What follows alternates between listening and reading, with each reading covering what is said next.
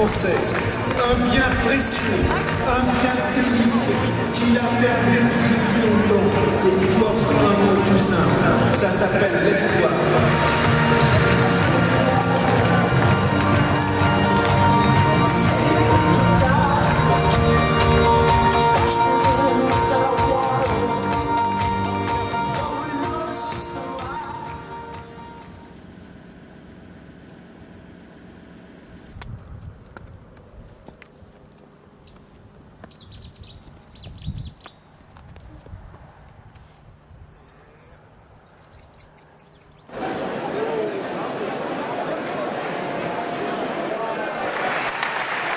Mon père, en 1943, dans la deuxième DB avec le général de Gaulle, s'est battu pour la France.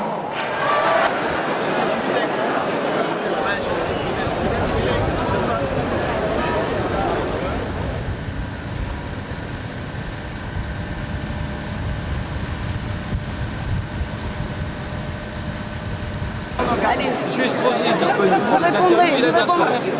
Non mais portefeuille m'interdit de parler. Lui, il aime bien les interviews, pas de problème.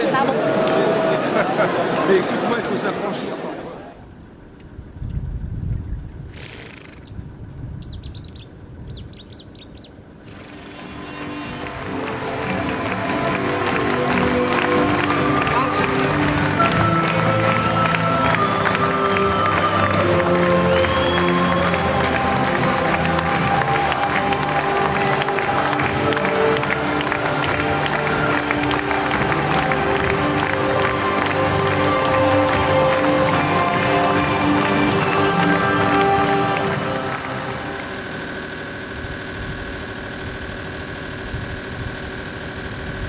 Eh bien, il faut voter pour le candidat qui permet d'unir les gens venant de courants différents et qui permet de porter un espoir, parce que ce qui est évident, c'est qu'il faut permettre aux gens qu'il y ait un avenir. C'est pas simplement voter et puis ensuite rentrer à la maison, c'est bien construire le mouvement. C'est pour ça que moi j'aspire à la fois à ce qu'il y ait que les citoyens se réapproprient la démocratie, et le bulletin de vote c'est un des outils, mais qu'en même temps on se rende compte qu'il y a des urgences sociales qu'il faut résoudre immédiatement, parce qu'on est dans une société à deux vitesses.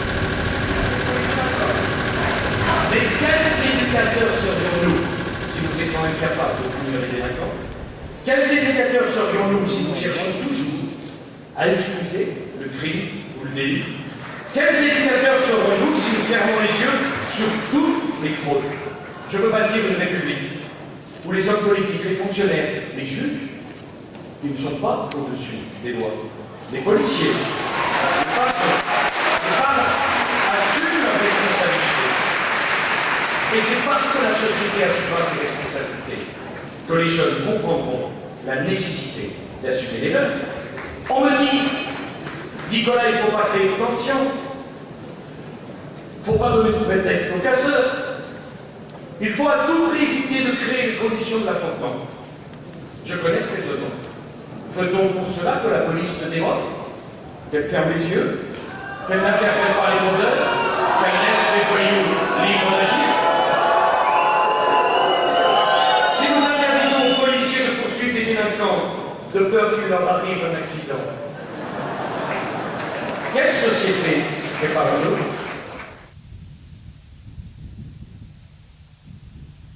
Monsieur Beauvais, à l'image de ce que Michel Rocard propose entre le PS et l'UDF au premier tour, est-ce qu'on peut imaginer, seulement imaginer la même chose entre vous, Besancenot et l'Aguillet? Écoutez, moi ce que je pense, c'est que certains appareils politiques choisissent de jouer pour leurs petits appareils. Je trouve que c'est dommage. Ils assument leurs responsabilités. L'histoire tranchera. On sait très bien aujourd'hui que de plus en plus de gens veulent dépasser ces logiques d'appareils, parce que ça n'intéresse personne de savoir qu'un tel est de tel parti ou de l'autre. Aujourd'hui, le mouvement antilibéral, c'est une force qui dépasse et de très loin des petites chapelles. Eh bien moi, je veux que ces gens-là, aujourd'hui, ceux qui sont dans le camp antilibéral, puissent se rassembler autour d'une candidature qui ne roule pour personne. Et c'est cela le sens de ma candidature. Ah ouais?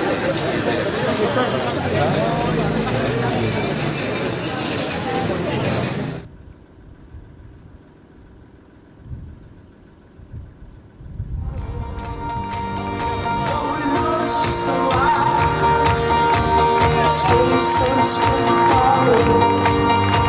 Je considère comme une chance d'être obligé maintenant de faire lever une génération nouvelle.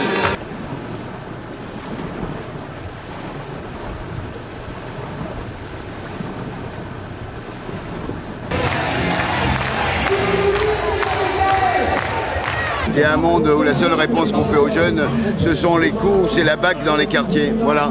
Donc en fait, c'est pour montrer que on peut aussi s'aimer, que par l'amour, on réussit mieux que par la guerre. Voilà, c'est voilà. Vous avez décidé. Parti par les casseurs. Tant mieux. Je confirme. Ce ne sont ni les relations, ni les proches, ni les amis.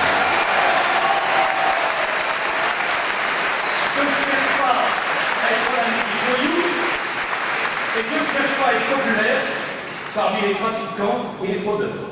Je ne cherche pas à être bien vu des casseurs et si je suis président de la République, je ne mettrai jamais sur le même plan la victime à laquelle on doit tout et le délinquant qui doit répondre.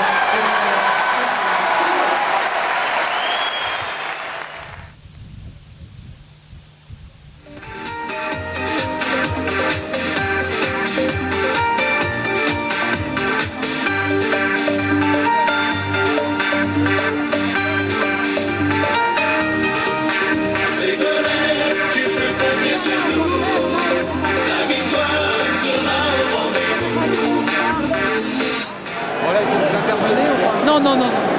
Oh non.